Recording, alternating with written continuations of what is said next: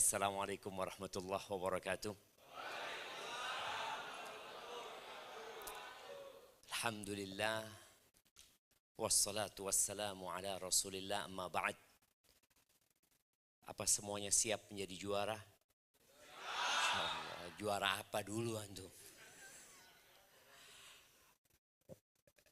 Jamaah rahimakumullah.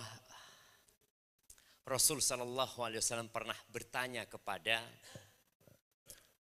sahabat-sahabatnya. Kita tahu umat Islam itu mengalami fase yang sangat memprihatinkan. Sampai sebagian sahabat 3 hari nggak makan. Pingsan. Rasul sallallahu alaihi wasallam ketika proses penggalian parit ya, di kota Madinah pada saat diserang oleh orang-orang musyrikin. Beliau itu sampai meletakkan batu di perutnya ya, diikat supaya tidak mah, karena nggak ada isinya perut itu.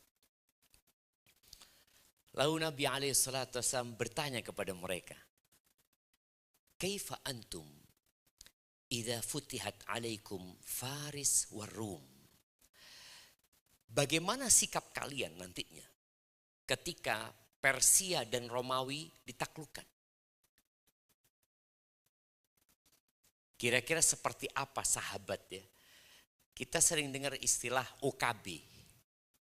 Orang kaya baru ya. Kalau orang kaya lama biasanya ya biasa aja, memang sudah kaya dari dulu kan. Tapi kalau ini dulu susah ya, tahu-tahu kaya, kadang-kala ada perubahan sikap jemaah. Nabi bertanya itu kepada para sahabatnya sallallahu alaihi wasallam. Kaifa antum? Gimana nanti kalau Persia dan Romawi ditaklukkan? Abdurrahman bin Auf, sosok sahabat yang kaya ya.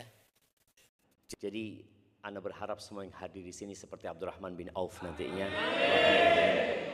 Orang kaya yang nggak sombong, orang kaya yang suka berbagi, orang kaya yang tangannya di atas. Maka Abdurrahman mengatakan, nakunu kama qala Allah. Ya kita akan menjadi seperti yang Allah firmankan. Lalu Nabi SAW mengatakan, awa ghairu dzalik. Atau enggak seperti itu kalian. Kalian akan berubah. Dan memang harta itu ternyata ada efek samping buruknya.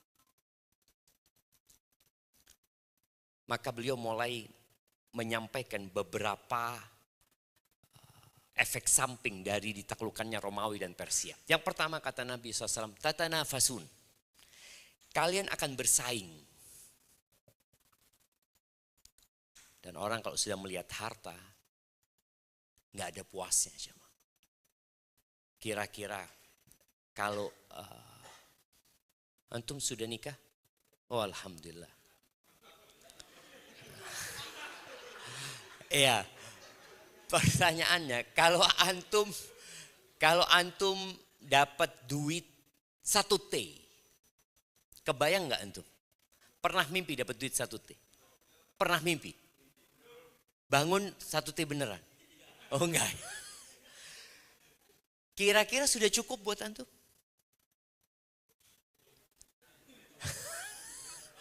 Satu T nggak cukup ya.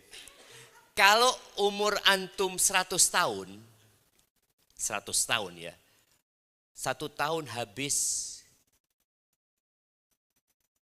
10 M. Iya, kurang antum. Kurang sih ya, 10 M kurang. Siapa cukup ya? Tadi enggak cukup katanya 1 T, apa sih? Tapi subhanallah, antum melihat Elon Musk pernah puas? Enggak ada. Enggak ada puasnya sih. Padahal duitnya enggak habis. Nanti bikin usaha lagi, tahu-tahu mati. Itulah akhir dari kehidupan ini. Maka Nabi SAW mengatakan kepada para sahabatnya, tatanafasun, kalian akan bersaing nanti. Banyak orang itu ketika miskin solid, Masya Allah ya, ketika miskin tuh makan bareng ya, ngobrol bareng, jalan bareng ya. Tapi ketika sudah mulai ada duitnya, kebersamaan itu mulai hilang. Yang ada persaingan. ngelihat sahibnya pakai jam apa kau? Dilihat jamnya. HP-nya dilihat. Motornya dilihat. Mobilnya dilihat. Istrinya dilihat. Loh, lucu nih kau ini ternyata. Persaingan itu satu hal yang bakal terjadi. Baik. Setelah bersaing, tahapan yang kedua adalah tatahasadun. Kalian akan saling hasad. Jadi memang efek dari persaingan itu adalah iri. Kenapa? Karena namanya bersaing, ya mesti ada yang lebih baik dari dia. Nggak semua yang kita inginkan kita dapatkan. Boleh jadi kawan kita, sahib kita, rival kita, mungkin lebih beruntung daripada kita. Yang hal itu akan menumbuhkan sesuatu di hati kita, hasud. Dan yang paling banyak hasud itu yang jualannya sama. Kalau jualannya nggak sama adalah hasud, tapi tidak terlalu parah ya. Yang jual martabak hasudnya sama siapa?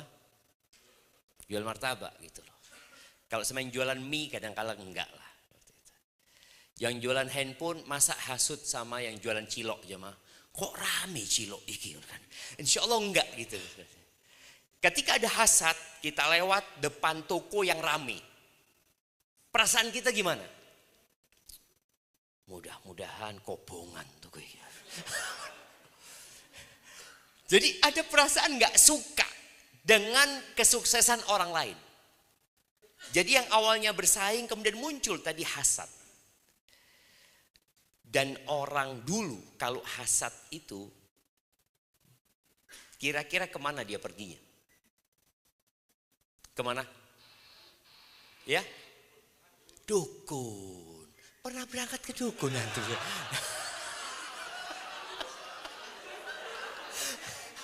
Enggak. Mungkin pengalaman gitu kan. Enggak, bukan karena pengalaman. Siap.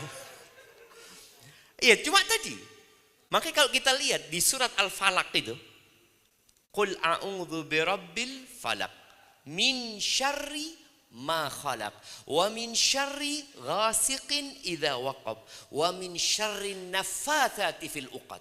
Penyihir. Dan kebanyakan penyihir itu perempuan dulu jemaah.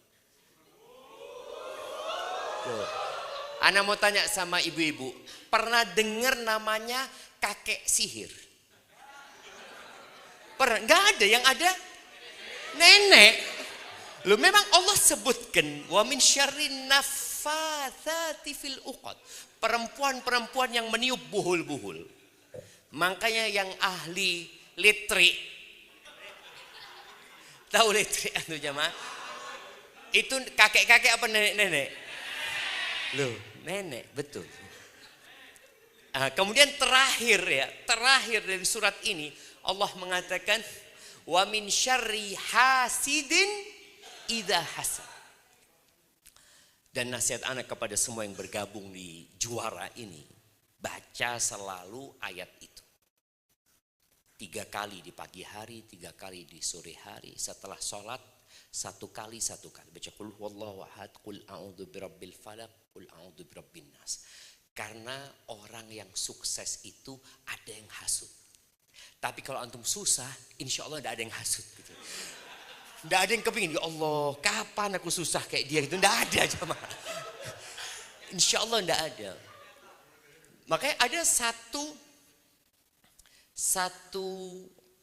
pesan Nabi SAW ya. Semoga kita bisa menjalankan pesan ini. Beliau itu mengatakan alaihi salatu wassalam, ista'inu ala qada'i hawaijikum bil kitman. Kalian kalau punya sebuah perencanaan, maka sembunyikan perencanaan itu. Minta tolonglah dalam penyelesaiannya dengan menyembunyikan, tidak ngomong kemana-mana. Karena kalau sudah perencanaan kita ngomong kemana-mana, kadang-kala nggak jadi. Apa penyebabnya? Nabi alaihissalatu wasallam mengatakan fa inna kulla dzi ni'matin mahsud. Setiap orang yang dikasih nikmat sama Allah mesti ada yang hasud. Kayak umpamanya ada teman mau nikah. Sudah enggak usah rame-rame. Ngomong sana ngomong sini. Makanya banyak orang Padahal nikahnya tahun depan umpamanya. Tapi sudah ngomong kemana-mana, pas sebulan sebelum nikah tidak jadi. Karena banyak orang yang nggak suka gitu. Apalagi kalau ada mungkin ya rivalnya antum yang ngelamar ditolak gitu ya. Sama-sama ngelamar, antum diterima, dia ditolak. Boleh jadi dia nggak suka. Maka tolong selesaikan urusan-urusan kita. Pekerjaan juga seperti itu. Hal-hal yang harus disembunyikan, sembunyikan. Ketika launching, ya baru launching, alhamdulillah selesai sudah. Tapi kalau prosesnya usahakan gak usah rame-rame. Jadi yang kedua tadi disebutkan sama Nabi SAW apa? Hasud. Yang pertama bersaing, yang kedua saling hasud, yang ketiga tadadabarun. Kalian wis mulai gak ketemu jemaah. Gak nyopo kadang-kala. Gara-gara persaingan awalnya akhirnya tidak bertegur sapa. Yang terakhir tatabaghadun. Kalian akan saling bermusuhan. Gak senang. Sama saudara yang sendiri gak suka. Itu efek samping dari dibukanya harta. Ketika antum kaya. Tapi kalau sudah miskin insya Allah aman antum jemaah. Antum mau jadi kaya jadi miskin. Mana yang lebih utama? Jadi orang miskin yang bersabar atau kaya yang bersyukur? Oh lihat, tidak ada yang mau jadi miskin bersabar jemaah. Padahal sampai mati miskin. Tapi tetap ambisinya kepingin kaya. Itulah manusia. Tapi bicara juara, Ana ngomong sama Sadid, beliau tadi cerita bagaimana proses untuk menuju juara ini. Ana sudah melihat di balon-balonnya itu ada apa itu? Ada foto. Foto kenangan masih belum juara. Gitu lah. Iya. Proses untuk menjadi juara gitu kan. Jadi juara yang pertama apa? Jujur. Dan ternyata jujur ini sulit jemaah. Khususnya buat pedagang. Loh, ketawa tuh kan. Bener, kalau ustadz jujur ya biasa gitu kan. Tapi kalau pedagang ini sulit sekali.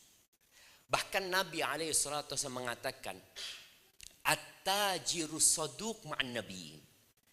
Pedagang yang jujur itu kedudukannya bersama para nabi di surga.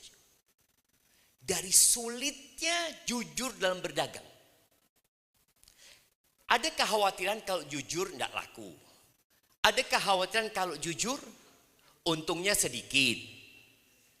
Makanya banyak orang itu sumpah palsu di mana? Di perniagaan. Wallahi ya, ketika datang orang tanya, barang ini gimana? Nggak nemu di Jember kayak gini sampean mas. Padahal banyak gitu jemaah. Seperti itu. Apalagi tadi Mas Adit juga nyeritakan masalah akan servis ya. Ana pernah ketemu sama tukang servis, tapi tukang servis mobil ya. Mekanik ya. Ngomong mereka itu, ini Ustaz, mekanik ini di Arab Saudi ya. Mekanik ini 27 tahun tetap di bawahnya mobil Ustaz. 27, gak pernah di atasnya mobil, tetap di bawahnya mobil. Gak berkah jemaah. Karena banyak kebohongan. Urusan servis ini. Orang ketika bawa mobilnya, dia gak tahu rusaknya apa. Gak tahu. Kalau antum katakan rusaknya A, iya. Rusaknya B, iya. Padahal gak rusak gitu kan. Maka di sini dibutuhkan kejujuran. Dan ketika jujur berkah. Contoh ya, ketika servis ternyata yang rusak, nggak rusak sebenarnya. Copot, tinggal dipasang, selesai. Padahal sudah ngomong di awal, kalau rusak ini 1,5 juta. Gimana siap? Siap gitu loh. Ya apa, uangnya juga siap gitu loh. Lek cuma ngomong copot, tinggal ngerapet no gitu, ya cuma 5.000. Milih mana sekarang, 1,5 juta atau 5.000? Ya 1,5 juta Ustaz. Tadi berat untuk jujur, berat untuk jujur. Makanya kenapa teman-teman di sini di Grand Corp ya, itu milih J yang pertama jujur, karena memang dari sulitnya kejujuran itu.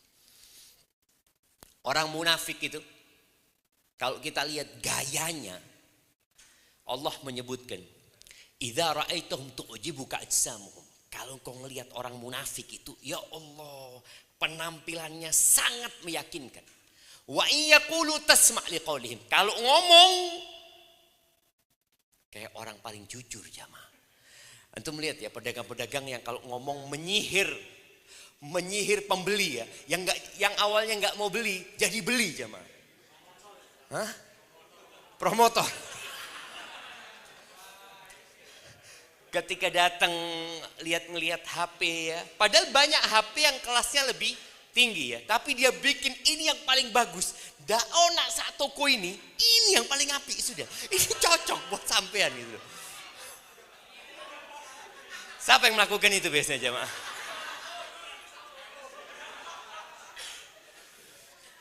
Ya apa Ustaz? Tugas dari atasan Ustaz. Bagaimana meyakinkan customer ini harus beli ini, jangan beli itu gitu loh. Jadi jujur itu penting. Karena akan berdampak kepada berkah tadi. Nabi SAW menceritakan tentang dua orang yang berdagang ya. Idza barra wa sadaqa. Kalau orang ini baik dalam bermuamalah, terus jujur, burika fi bai'ihima. Allah berkahi. Bicara berkah ini kadangkala jumlahnya tetap. Mungkin untuk merasakan, Ustaz sudah jujur gaji tetap Ustaz segitu. Apakah antum perlu laporan sama bos? Bos, saya jujur bos. Gitu loh. Tolong gajinya ditambahin. Enggak perlu antum ngomong seperti itu. Allah yang ngeliat. Makanya kalau kita lihat A-nya itu kan Allah. Allah yang senantiasa memperhatikan kita. Jadi tatkala kita jujur, Allah kasih berkah. Walaupun gaji yang kita bawa pulang sama. Di mana kita bisa merasakan berkah? Alhamdulillah, anak kita tidak sakit. Istri kita sehat. Motor kita pentilnya tidak hilang.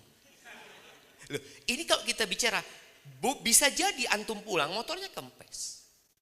Akhirnya antum harus keluar duit untuk nembel. Boleh jadi ternyata businya sudah aus. Tapi gara-gara antum jujur, kita lihat ya sebagian orang, akinya itu tahan lama. Tapi sebagian orang, akinya nggak tahan lama gitu. Kemudian sakit terus-terusan, anaknya sakit, mertua sakit, bapak sakit. Boleh jadi disebabkan kita tidak jujur. Maka tolong jaga kejujuran ini. Allah Azza wa Jalla mengatakan, ya ayyuhalladzina amanu taqullaha wa kunu ma'as shadiqin. Wahai orang-orang beriman, bertakwalah kepada Allah dan bergabunglah sama orang-orang yang jujur. Di grand sini yang enggak jujur, pergi aja. Gitu Ustaz. Nah. Loh, kita sudah berat, jadi menentukan core value ini penuh perjuangan dan pertimbangan yang kadangkala konsekuensinya sebagian keluar. Aku kok kalau kayak gini tidak bisa saya. Karena saya kalau jujur gatel semua Ustaz. Saya itu sudah biasa bohong gitu. Jadi kalau bohong itu seneng gitu kan. Ada orang kalau berbohong itu merasakan kelezatan gitu. Alhamdulillah gitu. Betul loh jamaah. Loh, antum nggak percaya kalau itu ada dalam masyarakat. Nabi SAW mengatakan, alaikum bisidqi. Hendaklah kalian jujur. Fa inna sidqa yahdi ilal birri. Kejujuran itu mengantarkan kepada kebaikan. Wa innal birra yahdi ilal jannah. Kebaikan itu mengantarkan ke surga. Jadi prosesnya itu dari jujur, kemudian kita berbuat baik, lalu kita masuk surga. Wa ma yazalur rajulu yasduqu wa yataharras sidqa. Ada orang yang terus berusaha untuk jujur, berusaha dia. Dia ini nipu sebenarnya. Karena kalau bohong itu untungnya lebih banyak, rata-rata seperti itu. Berapa banyak pedagang kalau ditanya ya, piro iki? 15 juta kata dia. Awis 13 juta. Loh, ngambilnya enggak segitu. Padahal ngambilnya 11 juta aja. Ana itu paling loro hati kalau ketemu pedagang kayak gitu ya. Nanti kita pergi dipanggil. Ya tidak apa-apa sudah. Loh. Pernah antum merasakan seperti itu? Orang itu ngomong modalnya aja tidak segitu. Ketika antum tinggal dipanggil antum sama dia. Kita ngelihat. Tidak apa-apa rugi. Tidak, padahal dia bohong ya.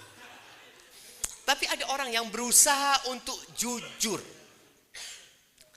Hatta yuktab indallah siddiqan. Akhirnya Allah cap orang ini orang yang jujur.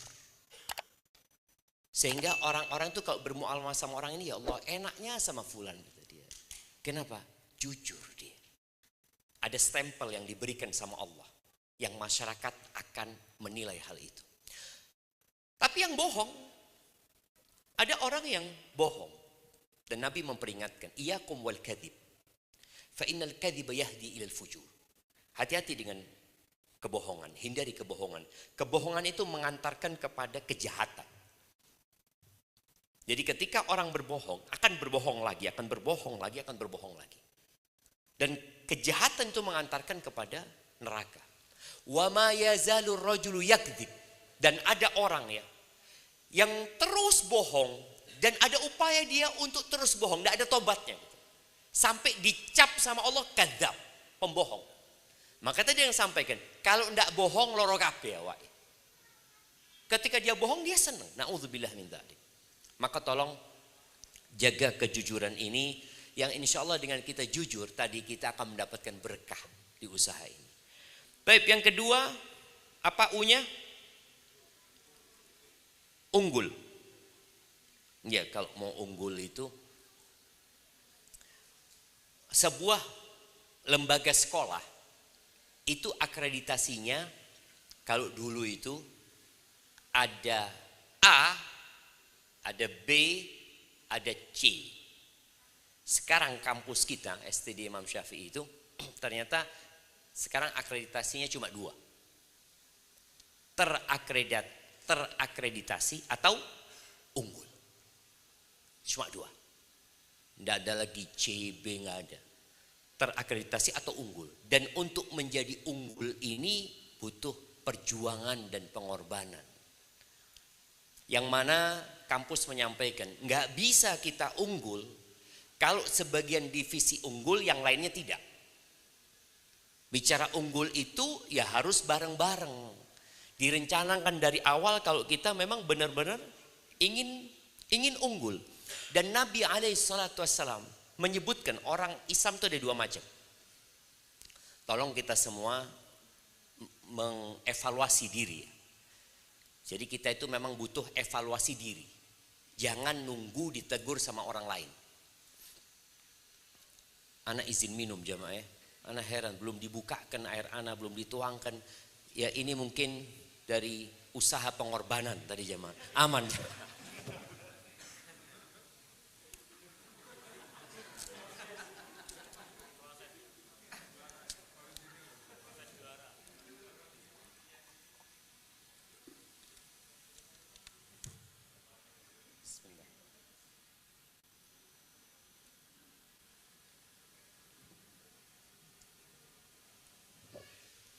Alhamdulillah. AC-nya memang dikecilkan. Kok panas jemaah? Itu termasuk jujur jemaah ya. Taib. Loh, aman. Mungkin karena ustadznya semangat jadi sampai keringetan gitu maksudnya. Iya. Nabi SAW membagi orang beriman jadi 2. Beliau mengatakan al-mu'minul qawi khairun wa ahabbu ilallah minal mu'minid dha'if. Wa fi kullin khair. Orang beriman yang kuat itu lebih baik dan lebih dicintai Allah daripada mukmin yang lemah. Tapi di setiap diri orang mukmin itu ada kebaikan gitu. Kita termasuk yang mana? Bicara kuat itu yang pertama adalah kekuatan tekad untuk menjalankan perintah Allah dan menjauhi larangannya. Kekuatan ilmu yang dengannya kita bisa tahu mana yang benar dan mana yang salah. Kekuatan fisik ya ikut. Karena kalau orang fisiknya kuat tapi imannya nggak kuat, masjid di sebelah rumahnya nggak bisa nyampe dia jemaah. Antum melihat orang-orang yang sehat, yang mungkin dia biasa bersepeda, alhamdulillah Ustaz, tiap hari 10 kilo sepedaan, ada yang 20 kilo. Masjid 500 meter dari rumahnya nggak pernah nyampe. Berat ya Allah, padahal dia 20 kilo jamaah naik sepeda. Apakah antum termasuk yang berat dengar adzan hayya 'alas shalah? Ya Allah. Salat di rumah dapat berapa? Di masjid dapat berapa? 27. Antum milih mana?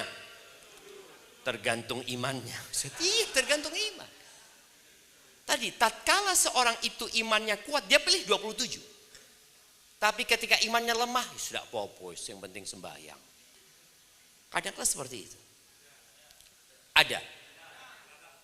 Yang belakang ya, Masya Allah. Jujur jamaah, makanya perlu kejujuran. Jadi tatkala mukmin yang kuat itu, yang pertama adalah kekuatan iman.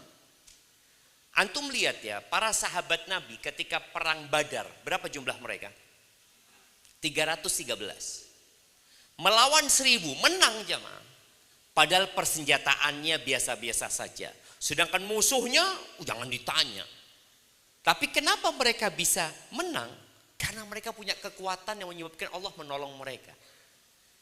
Tapi semua orang beriman ada kebaikan.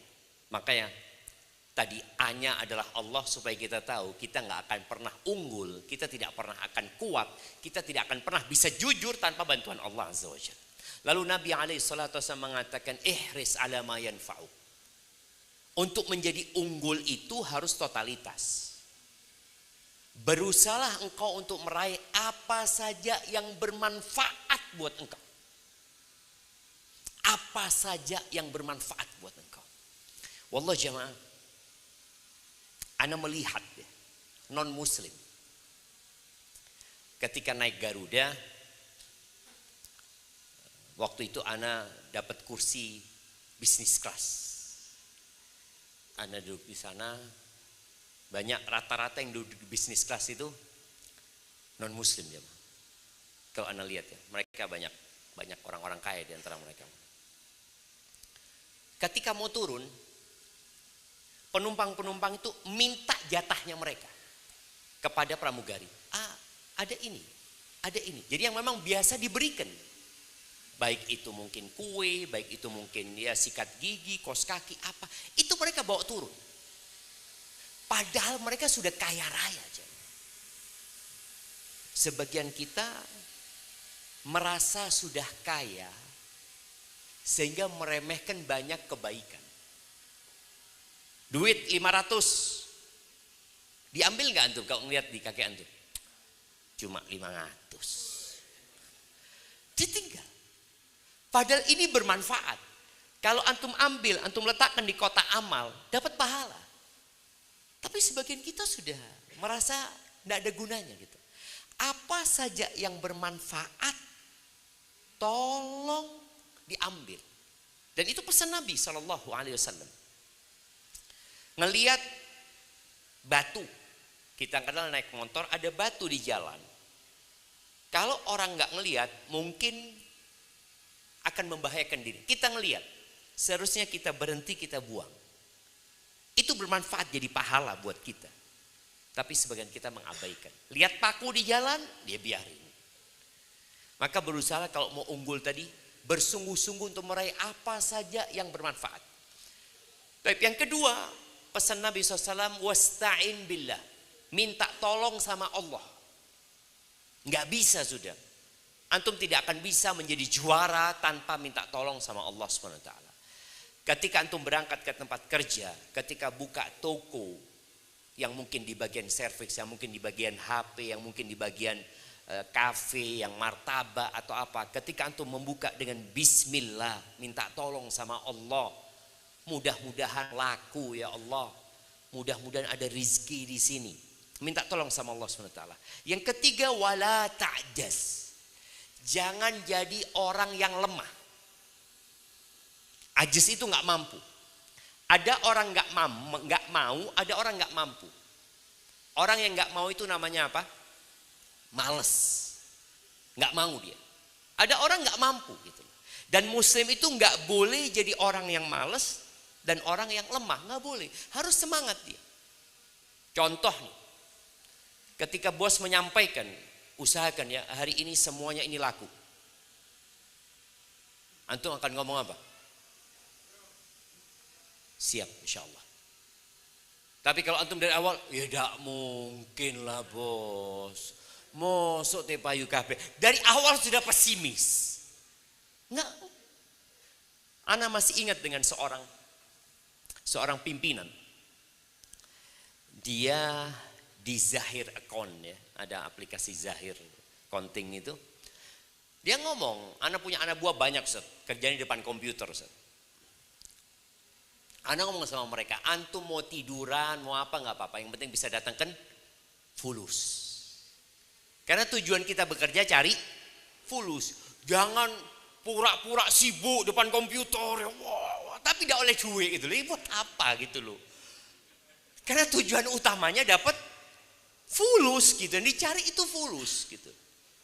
Kemudian dia mengatakan, anak pernah nyuruh anak buah anak Ustaz, lakukan ini. Dia kadang ngomong, tidak bisa bos, kamu dipecat hari ini, sudah berhenti. Saya nggak mau ada orang tidak bisa di kantor ini. Jadi bahasa tidak bisa itu nggak boleh ada. Yang ada bahasa saya usahakan. Kita diminta tolong sama Allah. Saya akan usahakan. Perkara sudah berusaha kemudian tidak bisa, kita laporkan. Kita sampaikan afwan. Targetnya nggak tercapai, minta maaf. Tapi ana sudah berusaha. Ini bukti usaha ana. Fa in asabaka syai', kalau engkau tertimpa musibah, sesuatu yang tidak diinginkan, ya sudah. Katakan qadarullah wa masya'a fa'al. Itu udah takdir Allah SWT. Asalkan tadi kita sudah berusaha. Tapi kemudian A-nya adalah Allah menjadi tujuan ya. Karena memang kalau tujuan kita dunia, antum akan capek dan lelah. Nggak bisa tidur. Tapi kalau tujuannya antum Allah, mencari keridhaan Allah ya, mencari surganya Allah Subhanahu wa taala, insyaallah urusannya dimudahkan walaupun antum miskin. Ada orang kaya raya tapi tujuannya bukan Allah, menderita dia. Ana dulu berpikir ya, orang kaya itu orang yang paling nikmat hidupnya. Karena semua sudah ada. Ya kalau kita berpikir sekarang orang paling kaya siapa? Di Indonesia siapa? Siapa orang paling kaya di Indonesia? Di Jember. Orang paling kaya sak Jember siapa jemaah? Siapa? Gus Fawaid. Masya Allah. Ya, mungkin Gus Fawaid, mungkin orang terkait. Karena dia yang punya Jember semuanya zaman seperti itu ya. Tapi ketika tujuannya bukan Allah, dia akan susah tidur. Makanya berapa banyak orang kaya itu yang kalau mau tidur harus minum obat tidur. Orang-orang yang terkenal kadangkala kena kasus narkoba. Kenapa sih mereka seperti itu? Karena mereka tidak mendapatkan ketenangan dan kedamaian. Kedamaian itu kalau kita ada di A. Allah jadi tujuan kita. Baik, kemudian R. R-nya apa? Apa R-nya? Ridho. Ridho dan rasa syukur. Ini sesuatu yang sangat indah sekali ya. Nabi SAW mengatakan, Irdha bima qasamallahu lak takun aghnan nas. Ridholah engkau dengan apa yang Allah berikan kepadamu. Engkau akan menjadi orang paling kaya sedunia ini. Ternyata untuk jadi orang kaya itu cukup ridho. Dan ketika antum ridho, antum butuh satu lagi yang ridho. Siapa? Nah, orang tua. Oke, selain orang tua. Istri. Betul Bapak ini. Betul, kasih hadiah. Kenapa? Kalau istri nggak ridho, istri nggak qanaah, antum akan menderita. Betapa banyak terjadi penipuan ya, terjadi manipulasi dan itu gara-gara ketika suami datang ke rumah dimarahin sama istrinya. Kok cuma saya ini, Mas?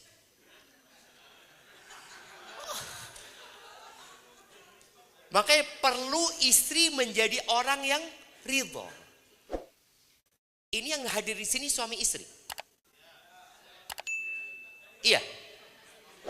Lu tunggu belum? Makanya tadi butuh gathering keluarga nanti. Jadi menciptakan juara ini bukan hanya di pegawai saja, tapi di keluarganya juga harus mentalnya juara. Soalnya kalau yang kerja itu sudah mental juara, yang di rumah mentalnya pemeras, ya kalah juaranya jemaah.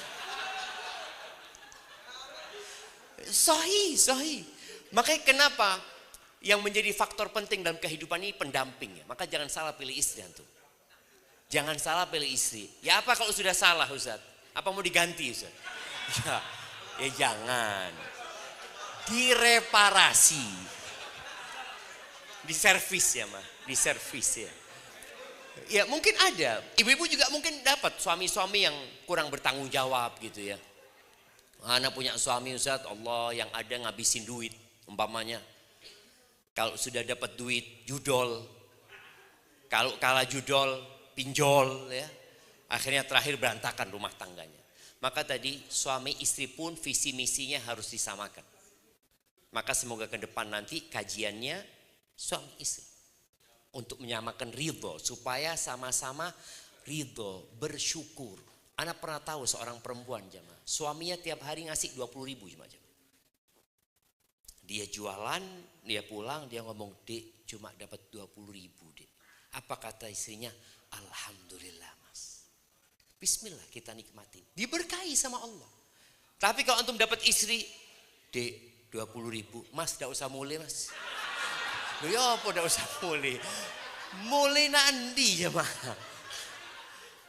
Nabi Ismail pernah dapat istri yang tidak ridho. Bapaknya Nabi Ibrahim datang. Tanya sama istrinya. Kemana suamimu? Nggak tahu istrinya ini kalau yang datang itu mertuanya. Sedang kerja, berburu. Gimana kehidupan kalian? Aduh kita melarat, kita susah, makanan ini. Pokoknya mengeluh jemaah. Akhirnya katanya Nabi Ibrahim, kalau suamimu datang nanti, aku kirim salam sama dia. Suruh ganti depan pintu rumahnya. Biasanya rumah dulu itu ada kayak kayu di depan rumahnya ya. Karena agak panggung rumahnya gitu. Suruh ganti. Ketika Nabi Ibrahim datang, tanya, Nabi Ismail datang ya. Tanya, ada yang datang katanya. Iya, ada orang tua, ini, itu. Pokoknya jelek, orang tua ini dianggap jelek sama dia. Terus ya dia tanya-tanya tentang rumah tangga. Ya sudah aku cerita sama dia. Bayangin ya, ada istri-istri yang suka curhat sama orang lain. Tentang kehidupan rumah tangganya. Betul? Kok sepakat ini ya. Iya. Dia curhat kepada orang yang tidak akan memberikan solusi. Yang hanya akan memperkeruh keadaan. Oleh karena itu Nabi Ibrahim pesan tadi. Tanya pesan apa? Ya dia kirim salam sama engkau. Suruh ganti depan pintu rumahmu. Kata dia. Oh yang datang tadi itu bapakku. Kata dia. Dia nyuruh aku menceraikan engkau. Sudah engkau pulang ke rumah orang tuamu. Ya diganti jemaah. Masuk bapak. Tapi gantinya yang kena gitu loh. Ojo ganti lebih parah lagi jemaah seperti itu. Karena ada orang yang naik mobil terus bannya itu bocor. Diganti ban serep. Ban serep luwih rusak timbang ban itu jemaah. Maka jangan sampai itu terjadi. Maka nasihat ana jangan buru-buru ganti istri. Sabar. Dikenakno bojone. Boleh jadi antum punya istri kayak gitu karena antum memang tidak pandai bersyukur. Akhirnya dapat istri yang tidak pandai bersyukur. Maka perbaiki diri kita dulu. Usahakan kita menjadi orang yang ridha, insya Allah istri kita juga akan jadi orang yang ridha. Taib, jadi ridha dan rasa syukur ya. Kemudian yang terakhir apa? Asa dan aksi suportif. Iya. Antum tahu core value-nya BUMN? Akhlak. A-nya apa? Amanah. Ya. K-nya kompeten. L-nya akhlak. Oh, H-nya harmonis. L-nya loyal. Kemudian A-nya adaptif. Terus K-nya kolaborasi. Itu menunjukkan memang kita nggak bisa kerja sendiri. Kita kerja tim. Ya, kita kerja tim. Kenapa kita perlu kerja tim? Karena Superman sudah mati. Yang ada super tim, jamaah. Superman is dead, kata mereka. Sudah selesai gitu loh. Nggak ada lagi orang yang, oh saya mau kerja. Nggak ada. Jadi yang ada itu super tim. Kerja sama-sama, hasil milik bersama. Nggak ada lagi bahasa aku, saya, nggak ada lagi. Yang ada kita, kami. Insya Allah seperti itu. Semoga dengan kebersamaan itu Allah SWT memberikan berkah. Dan usahakan, sampaikan kepada owner ini, usahakan ada acara makan bersama. Makan bersama itu mungkin sebulan sekali. Makan bersama. Makannya kalau bisa, oh dengar, oh langsung setuju semua. Jadi kalau bisa makannya itu pakai nampan. Iya, supaya kebersamaan itu benar-benar terjalin. Bareng-bareng kita ini. Soalnya kalau makan bersama mejanya besar, ya dewi-dewi itu terjemah. Satu di sana, satu di sini ya. Tapi kalau makannya bareng-bareng, ngobrol di sana. Karena Ana dikasih tahu ya, wallahu a'lam, kalau Ana salah diperbaiki. Deal-deal besar itu tidak terjadi di ruang rapat, tapi di ruang makan, kata jamaah. Maka semoga Grand Corp ini diberkahi sama Allah Subhanahu wa taala dan benar-benar menjadi juara. Dan antum harus doa memohon kepada Allah yang terbaik untuk kita semua, hilangkan hasad, hilangkan iri. Barakallahu fiik, itu yang dapat Anda sampaikan. Kurang lebihnya mohon maaf. Subhanakallahumma bihamdika asyhadu an la ilaha illa anta astaghfiruka wa atubu ilaik. Ana mohon undur diri. Ada tanya jawab? Ada. Kan? Ada. Lu ada tanya jawab? Ada tanya jawab. Mohon izin, nggih. Ya. Jadi mohon izin Pak Ustadz, ada titipan pertanyaan dari rekan-rekan sekalian. Jadi yang pertama, ini ada pertanyaan, bagaimana pandangan Islam mengenai tanggung jawab moral seorang muslim dalam pekerjaan pemasaran untuk menjaga kepercayaan konsumen, terutama ketika ada tekanan menggunakan teknik psikologis dalam pemasaran yang bisa mengurangi kejujuran, dan bagaimana solusi yang bisa diterapkan agar tetap jujur tanpa mengorbankan keberhasilan bisnis. Masya Allah, Masya Allah. Mungkin bisa dikasih contoh. Seperti apa kira-kira? Kalau dikasih contoh di sini karena tidak mencontohkan, mungkin kalau dilihat dari sisi psikologisnya biasanya kan kalau di zaman digital sekarang itu ada harga coret mungkin begitu. Mungkin maksudnya seperti itu. Siap. Atau ada penawaran-penawaran yang mungkin gitu kan, yang mungkin itu menimbulkan ya mungkin sedikit agak kebohongan tapi psikologis pelanggannya bisa ini. Iya, jadi memang Rasul sallallahu alaihi wasallam menyampaikan ya, inna minal bayani la sihra. Termasuk dari sihir itu adalah penjelasan. Jadi ada orang yang ngomong yang awalnya nggak mau beli, akhirnya jadi mau beli. Selama tidak ada kebohongan nggak apa-apa. Yang nggak boleh itu bohong gitu loh. Kalau dikatakan tadi kita memasarkan, kalau bicara harga coret, kan memang dicoret harganya. Betul nggak? Betul, dia memang harga coret ya. Terus terang di Arab Saudi itu ada satu hal yang Ana merasa tertipu jemaah. Ketika selesai COVID, Itu anak berangkat umroh pertama aja. Anak berangkat umroh, anak melihat toko-toko itu diskon 50%, diskon 50%. Terus ya Allah ya, tertarik orang beli. Karena anak pembimbing umroh berangkat lagi. Loh, tetap diskon nih 50%. Tahun depan berangkat, loh diskon 50%. Jadi memang mereka memberikan diskon 50% karena memang harganya sudah ditinggikan. Lalu mereka kasih diskon jemaah. Sedangkan jemaah umroh itu rata-rata berangkat cuma sekali gitu loh. Jadi dia dapat diskon. Alhamdulillah lagi diskon. Padahal memang harganya seperti itu. Selama memang tadi dia memberikan diskon dari harga yang sudah ditetapkan sama dia. Semoga gak ada masalah. Karena dia sudah memang menetapkan harganya sekian. Kemudian dia memberikan diskon sepanjang tahun. Jadi memang harganya diskon gitu sepanjang tahun gitu loh. Semoga nggak ada masalah. Sekali lagi selama tidak ada unsur kebohongan ya. Seperti karena memang kalau bicara psikologis ya, harga 10 juta itu mahal. Tapi kalau 9 juta 999 itu orang tidak sampai 10 juta. Ya akhirnya ya beli gitu loh dia karena seperti itu.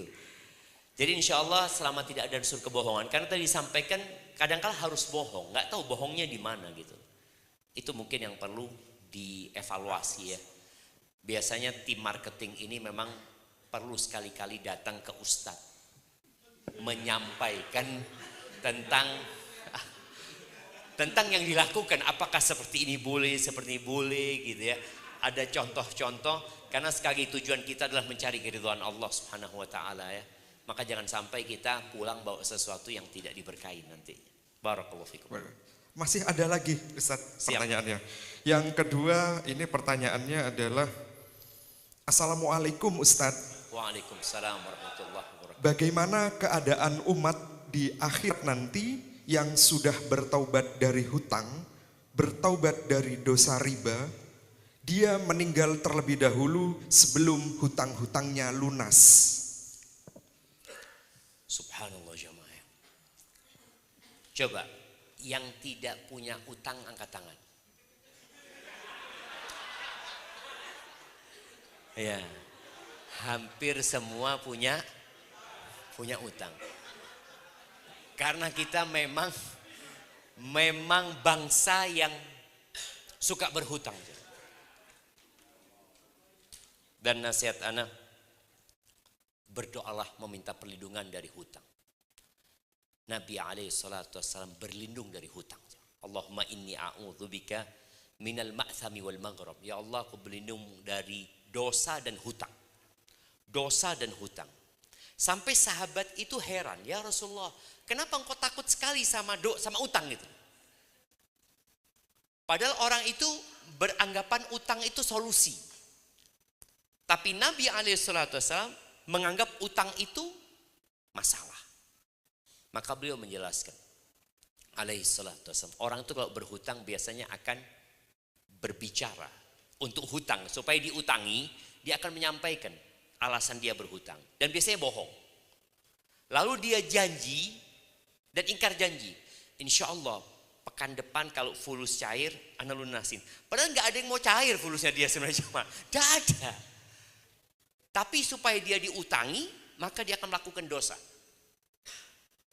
Kemudian kalau dikatakan tadi, bagaimana dengan orang yang sudah bertobat dari riba dan bertobat dari hutang?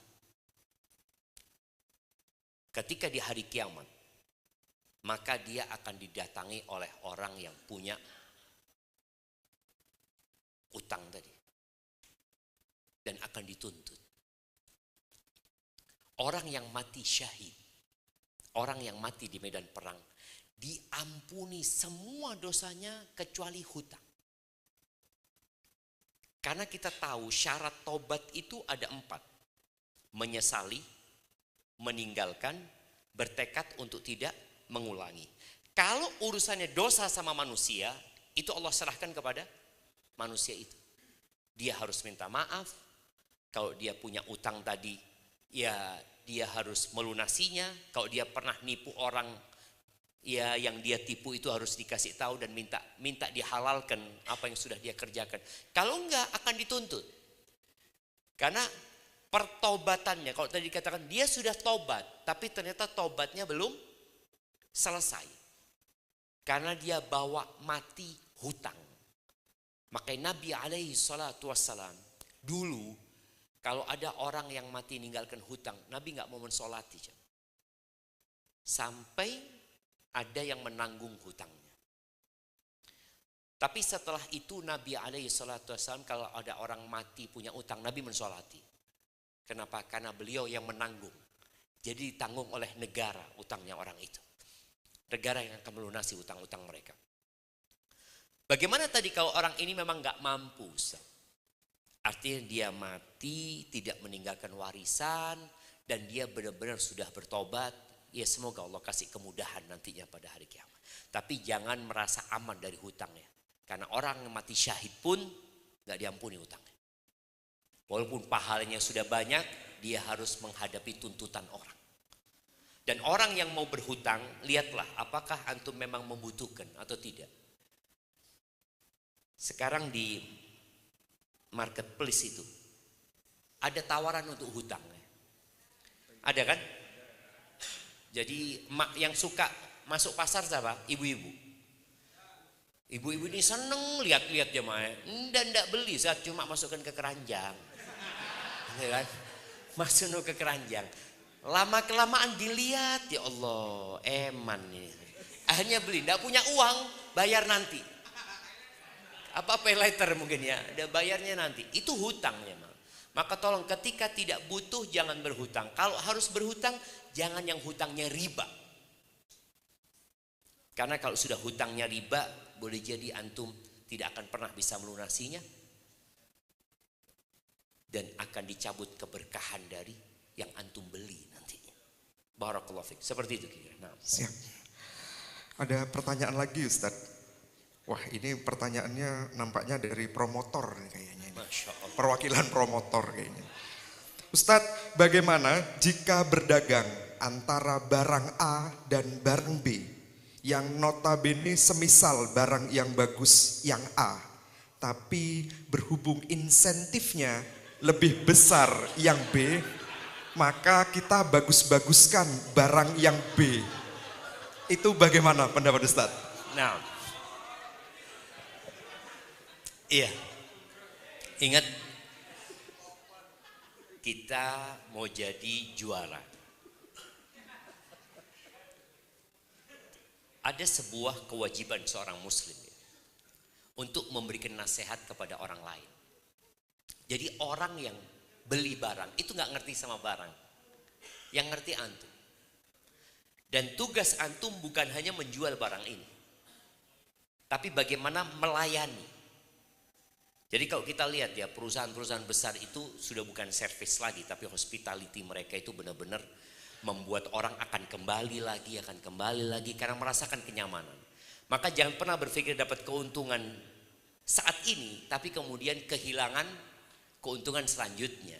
Kira-kira orang itu kalau pulang bawa barang yang B tadi, terus ketemu sohibnya beli yang A, ketemu, antum beli ini, ya Allah dibohongi antum. Udah kata orangnya ini bagus ini, yuk kita lihat YouTube yuk. Nih, betul kan?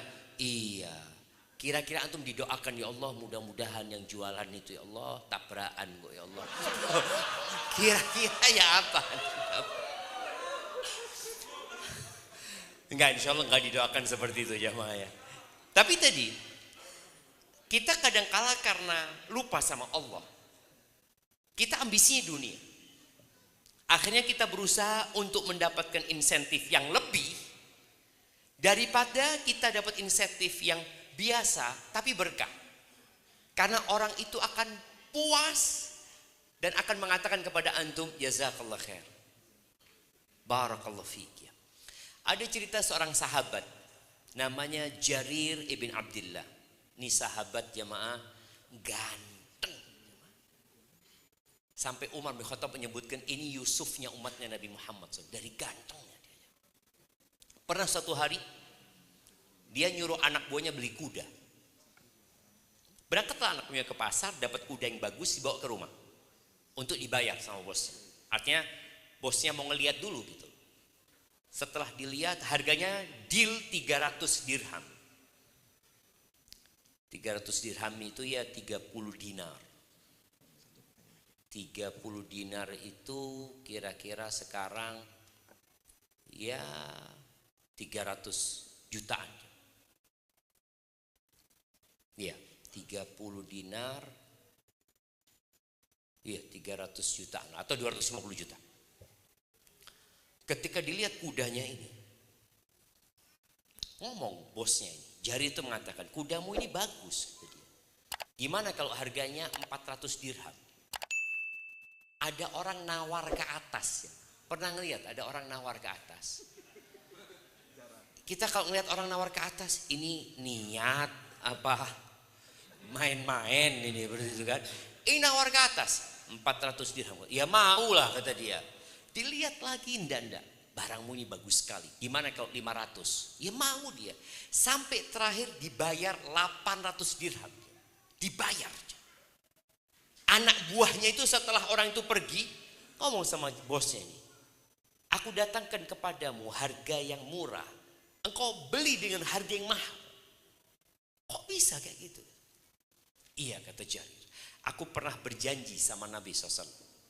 Agar aku memberikan nasihat kepada setiap muslim. Karena ada orang-orang yang gak tahu sama barang jemaah. Ada orang gak tahu sama barang. Dan kita paling seneng ya.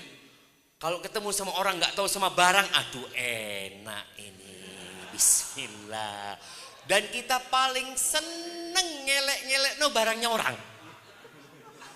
Jadi kalau orang jual. Kita lihat motor mamanya. Iki beset iki. Ini ini. Elek barangnya orang. Tapi kalau dia jual. Artinya barang tadi. Yang dia beli dari orang. Yang dia jelek-jelekkan. Kemudian dia beli. Dia jual barang itu. Jadi bagus. Ini loh mas barangnya mas. Masih orsinil semuanya. Masih ini semuanya. Maka tolong tadi. Yang akhirnya dia membagus-baguskan yang tidak bagus. Menjelekkan yang bagus. Di situ ada unsur kita menipu saudara kita. Maka jangan lakukan itu. Walaupun tadi memang keuntungannya lebih banyak kalau yang jelek itu. Yang jelek itu ya antum katakan ini yang lebih bagus tapi ini mahal. Harganya sekian. Ini bagus juga. Tapi di bawahnya itu. Harganya lebih murah. Karena ada sebagian orang supaya orang itu beli yang ini. Kita bikin harganya yang itu tidak terjangkau. Yang ini mahal mas. Ini loh lebih bagus dari itu sebenarnya gitu loh. Kok bisa lebih bagus? Udah dibohongin orang itu. Maka seperti itu. Barakallahu fikum.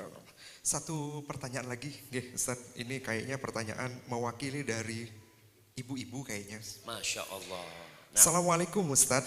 Waalaikumsalam warahmatullahi wabarakatuh. Saya mau bertanya. Saya adalah seorang istri. Saya juga bekerja membantu perekonomian keluarga. Tetapi dominan saya yang memenuhi kebutuhan keluarga Ustaz. Karena pendapatan suami minim daripada saya. Tetapi karena terbiasa saya yang dominan untuk memenuhi kebutuhan keluarga, suami saya seakan mengentengkan tanggung jawab sebagai suami, yaitu nafkah. Ustadz, apakah saya berdosa setiap hari menuntut nafkah kepada suami saya dengan cara setiap hari ngomel? Kadang juga saya ngelamar Ustadz. Saya hanya ingin dia berusaha untuk bisa memenuhi kebutuhan keluarga saja. Ustadz tak perlu kebutuhan saya karena saya masih mampu memenuhi kebutuhan saya sendiri. Bagaimana ya Ustadz? Kadang saya takut dosa tiap hari ngelamar terhadap suami saya. Oh ngelama ya? Kok ngelamar? Oh, soalnya pakainya R gini Ustadz. Iya. Ngelama ya? Mungkin maksudnya begitu ya Ustadz ya? Nah, jadi yang pertama itu konsekuensi salah milih suami. Iya, betul jamaah. Jadi Rasul sallallahu alaihi wasallam itu memberikan sebuah kriteria yang ketat memilih suaminya. Dan ini sampai anak-anak kita juga salah pilih suami. Yang bapak-bapak juga berusaha bagaimana anaknya tidak salah memilih suami. Seharusnya suami dipilih karena dua hal. Karena agama dan akhlak. Jadi kalau mau tahu agama ya lihat, tanya sama imam masjid di kampung. Ya apa? Fulan gitu loh. Fulan Masya Allah. Kalau anak Jumatan tuh selalu datang terakhir Fulan. Kan ada kan? Itu yang tahu siapa? Yo imam masjid waktu khutbah, kita telat terus. 10 tahun yo telat, tidak pernah. Ada kondisi seperti itu. Bicara agama kita perlu tanya dengan masjid. Karena masjid itu sentralnya urusan ibadah lah seperti itu. Kemudian bicara akhlak kita perlu tahu bagaimana sikap dia di tempat kerjanya. Tanyakan fulannya apa? Oh fulan Masya Allah sih. Sholat di masjid so pertama. Tapi utang tidak bayar-bayar. Oh, itu agamanya baik, akhlaknya buruk gitu loh, seperti itu kan. Karena nggak nyaur-nyaur utang itu termasuk akhlak buruk. Karena menunjukkan dia nggak bertanggung jawab. Orang yang tidak bertanggung jawab. Akhirnya berdampak tadi kepada kehidupan rumah tangga. Yang tidak memenuhi kebutuhan istrinya. Nafkah ini wajib, bukan sunnah. Memang kadangkala ada orang menikah itu tidak pernah belajar apa kewajiban dia. Muncullah suami-suami kayak gini. Istri juga harus tahu. Dengan dia bekerja, kadang-kala dampaknya suami akhirnya mengentengkan. Maka tolong nasihat anak kepada istri yang bekerja tadi, berusaha untuk memberikan pelayanan yang lebih kepada suami. Sudah suamimu memang tadi dikatakan mungkin penghasilannya sedikit. Ya. Tapi ketika engkau tetap menghargai suamimu, menghormatin suamimu, semoga dengan cara itu suamimu berubah. Dan harta yang kau berikan ke dalam rumah tangga itu dinilai sodakoh nantinya. Engkau tetap akan dapat pahala sodakoh. Karena sekarang itu cari suami yang baik, sulit jemaah. Betul bapak-bapak? Ya sing ono iki di rumah jemaah. Enggak betul ya. Iya. Tapi yang jelas tadi yang ada ini di rumah. Kalau memang tadi kesalahannya dari ibu salah milih, ketika milih suami kayak gitu dilihat cuma karena tampangnya saja. Ternyata wajah yang tampan itu tidak mendatangkan uang jemaah. Iya. Oh cinta. Enggak Ustaz, ana itu cinta sama suami ana. Cinta itu tidak mendatangkan uang. Gitu. Tadi akhirnya suami kurang bertanggung jawab ya. Maka nasihat ana, tuntutan itu mulai dikurangi. Tapi kan anak punya hak, betul. Rasul SAW menyampaikan nanti akan ada pemimpin-pemimpinnya yang zalim. Yang dia nuntut hak kepada rakyatnya tapi tidak memberikan hak rakyatnya. Lalu apa sikap kita? Pertanyaan para sahabat kepada Nabi SAW.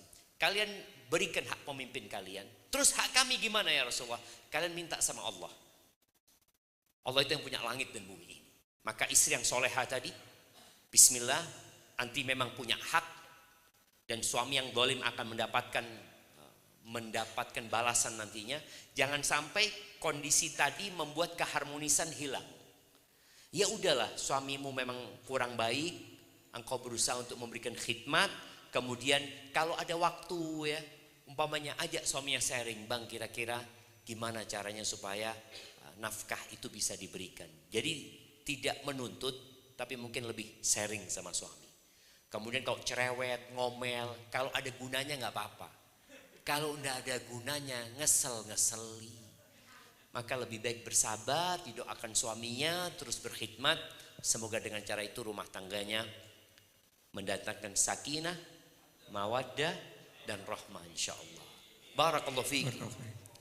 Itu menjadi pertanyaan terakhir ya. Jamaah ini akhir Jumat ya. Akhir Jumat itu termasuk waktunya doa dikabulkan sama Allah SWT. Maka kita berdoa memohon kepada Allah Azza wa Jal. Beliau biasa berdoa Nabi SAW. Allahumma qsim lana min khasyatik ma tahulu bihi bainana wa baina ma'asik. Wa min ta'atika ma tuballighuna bihi jannatak. Wa min al-yaqin ma tuhawwinu bihi alaina masa'ibad dunya. ومتئنا بأسماعنا وأبصارنا وقوتنا ما أحييتنا واجعله الوارث منا واجعل ثأرنا على من ظلمنا وانصرنا على من عادانا ولا تجعل مصيبتنا في ديننا ولا تجعل الدنيا أكبر همنا ولا مبلغ علمنا ولا تسلط علينا من لا يرحمنا ربنا آتنا في الدنيا حسنة وفي الآخرة حسنة وقنا عذاب النار وسبحان ربك رب العزة عما يصفون وسلام على المرسلين والحمد لله رب العالمين والسلام عليكم ورحمة الله وبركاته. Waalaikumsalam warahmatullahi wabarakatuh. Jazakallah khair pada Ustadz Syafiq Riza Basalamah. Dan mohon izin berkenan Ustadz, ada foto bersama para ikhwan. Jadi kami minta kepada seluruh hadir yang laki-laki ini untuk bisa berfoto bersama Ustadz Syafiq Riza Basalamah. Foto dari atas. Oh iya betul. Yes. Enak bisa semua kayak gitu ya. Ada.